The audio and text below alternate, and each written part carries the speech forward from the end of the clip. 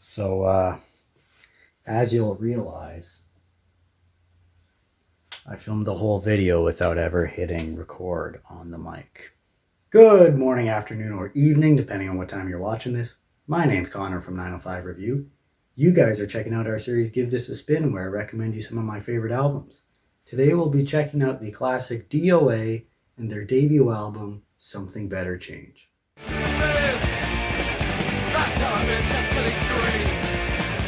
D.O.A. was a Vancouver-based band and one of the pioneers of hardcore punk music, though this wasn't an easy road for them. The previous band of guitarist Joey Shithead, yes, you heard that correctly, his previous band, they broke up after a move to Toronto to try and access a bigger scene, which didn't end up working out for them. Shithead and his drummer Dimwit returned to British Columbia, where Joey would start D.O.A. with Dimwit's brother, Chuck Biscuits, a name you might recognize for his work with Black Flag, Circle Jerks, or Danzig. Also in the band were Randy Rampage on bass, and apparently a dude who went by the name Harry Homo on vocals, though he lasted only D.O.A.'s first ever show, after which he was kicked out, leaving Shithead to take over the frontman duties. D.O.A.'s debut release, the 1978 EP Disco Sucks, earned some traction on a college radio station in San Francisco, leading the band to play some shows there, as well as their initial meeting with future punk icons Dead Kennedys.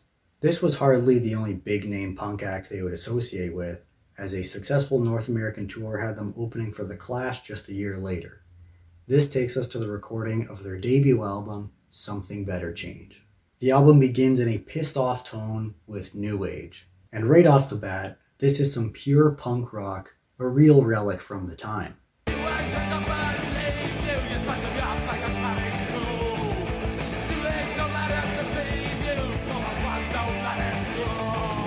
The New Age in question could be that New Age as in the broad set of spiritual beliefs that became popular throughout the 70s. We're talking channeling your energy, uniting your body with your mind, manifesting your thoughts into reality, etc., which really does seem quite the opposite of the typical punk mindset in terms of being here in the moment, taking action now for social change.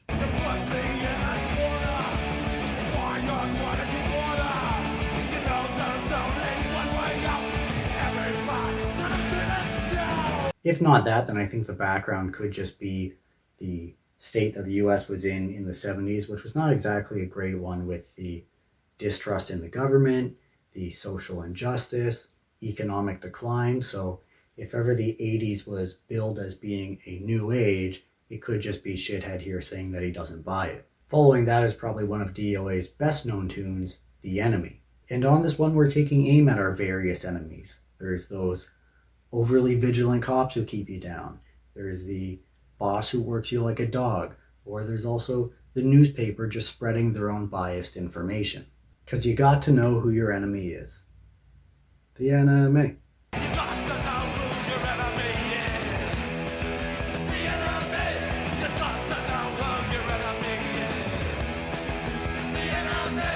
We also kick things up a notch with a mean guitar solo. After that we get to 2 plus 2, which may as well be followed by equals 5, because Joey's convincing the listener, go against the norm, live your own life your own way, and if somebody tries to tell you otherwise, screw them.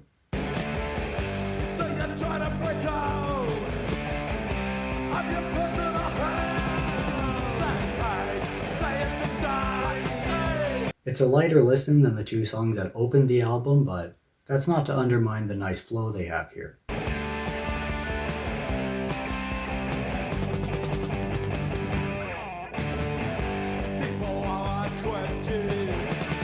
After this, we have a glimpse in the future for the more hardcore bass sound that D.O.A. would employ with Get Out of My Life. It's a mere 2 minutes of thrashing and straightforward lyricism with repetition of, I don't want to be like you.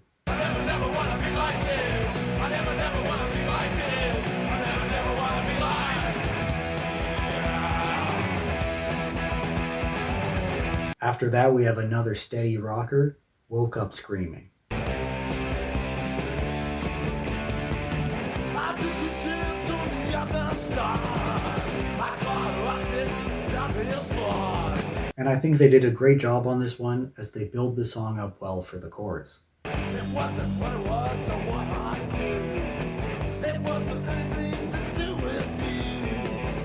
It was just being alone. And there's some hectic lyrics in here as we learn that the nightmare that Joey woke from was life. That sets up the first side of the record to end with some more energy with Last Night.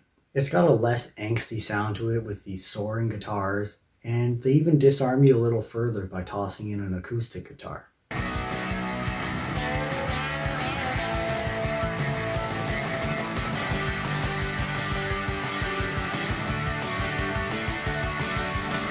We start the second side of the record on a high note, bashing some pretty bad people on 13. It's sung from the perspective of a creep who, I probably don't have to go into detail, you already know, but just in case you thought he was singing this as if he was bragging about it, he makes sure to call himself a big fat zero multiple times, which, I will admit, was probably a bigger diss back in the day. It's a great tune, but it's kind of hard rocking out to this one, right? But if I want to, I could take you to. She's only 13. That's just like one me. It's not what makes you out. Let's keep that going with the 8th track, Great White Hope. This one reads to me like it's about colonialism, with all these different nations killing people and erasing their history. And I think the line here, same lock and key on a brand new cage, quite frankly is brilliant, because even if we don't see genocide and theft of land as frequently as we used to, the way that our societies developed and the systems that were in place, they do still have that trickle-down effect that impacts, for the most part, minorities. Because something got lost and it just stayed there. But something got lost and it just stayed there. Things haven't come to the sleepers. Plus, on top of that, there was a history of skinheads gravitating towards hardcore punk, so I feel like D.O.A. made their stance on the matter known pretty early on. Again, though, I would feel pretty conflicted driving around blaring a song that has Great White Hope being shouted in it, right? Because even if it's good to have people talking about these things and being aware of these things, that's a hell of a impression if that's all somebody sees.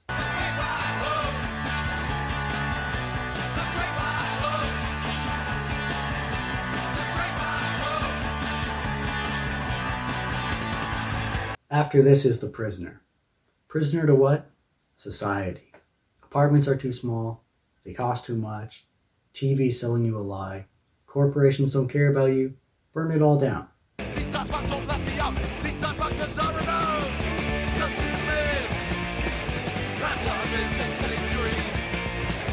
At the 10th track now, we have Rich Broad. The band came up with a harsher word to describe her, one that rhymes with rich, so you can probably piece that together if you haven't already. I know censorship isn't very punk rock, but hey, I'm trying to make a living here. Anyhow, through this nice groove, Joey describes this girl who's got a lot of money, so society loves her, but he's not going to be her slave. You're gonna go far, 'cause you're doing what the cherry buzz off. But doesn't mean that you get what you get. This takes us to another quick-paced one, Take a Chance.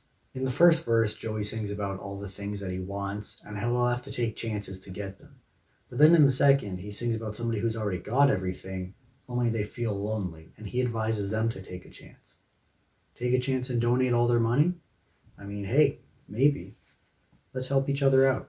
And when I think about the things you are after, that's what my fears come to laughter. The 12th song, What You Gonna Do, is another slower one and features Joey doing more of like a casual string plucking as opposed to the typical strumming. What you gonna do? What you wanna do? What you gonna be? And over the sound, he gives people a wake-up call. If you think you're nothing, then you already are. What are you sitting around wasting your life for? Get up and do something productive. Like watching more of my videos. But that ambition doesn't last very long because the album ends with World War III, which, written amidst the Cold War, mind you, Joey says that Nothing even matters because we're all going to get nuked anyways. But you know what? We're thankful that hasn't happened yet.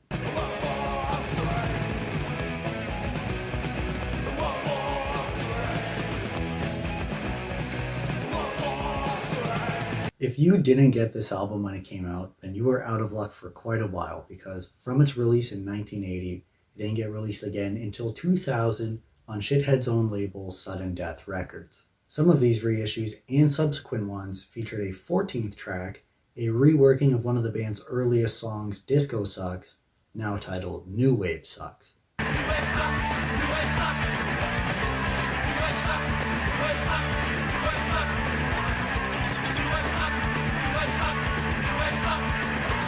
From there, though, it would take another 11 years for this album to see the shelves again, though this time it was available in a red or green marble vinyl, both limited to 1,000 copies. In 2020, more variants were available though, such as the clear or the red-black swirl, and in 2022 was a clear with red and white splatter. Many big names in the punk scene have praised D.O.A, but unfortunately that didn't do anything for them commercially, as like I said, this album was out of print for a long time. But you ask the right people, and they recognize the influence that D.O.A had with Something Better Changed, but even more so with the follow-up album Hardcore 81, which is actually considered where the name hardcore punk comes from. So Something Better Changed is a good stepping stone from punk rock into hardcore punk. It leans more on the former than the latter, but it gives you a glimpse of what the future would hold. If I can say one thing about D.O.A, it's that they're not talked enough in the punk scene. And maybe something that contributed to that is that apparently Something Better Changed didn't really capture them that well. You listen to Henry Rollins talk on the band, and he said seeing them live is a whole different animal. Speaking of frontmen, it comes as a shock, but it really shouldn't. Joey Shithead is currently a city councilor in his native Burnaby, BC. And I say it shouldn't be a shock because if you think about it, punk is one of the most socially active genres. There's even a quote from him where he says, "When I started playing in D.O.A, I realized pretty quickly that music was the best way to get ideas out to people and help make the world a better place." And while there are some great topics at hand on this album, I think I will be stamping it with a B+ grading. I have gone on about the underrated influence I think the band had, though I do believe that more so came from subsequent albums than this one here. And on top of that, while the songs are good on it, there wasn't necessarily any that really blew me away. But those are just my thoughts on D.O.A and their debut, Something Better Changed. Let me know yours. As always, I've appreciated hosting you, and maybe I'll see you again. You take care now. But real quick before we take off, what were your thoughts on D.O.A and Something Better Changed? Did I rate it too high or did I rate it too low? You let me know down below, as well as any other comments you might have, or even any albums you might want me to check out. As always, it's been awesome having you, and I'll see you around. Take it easy.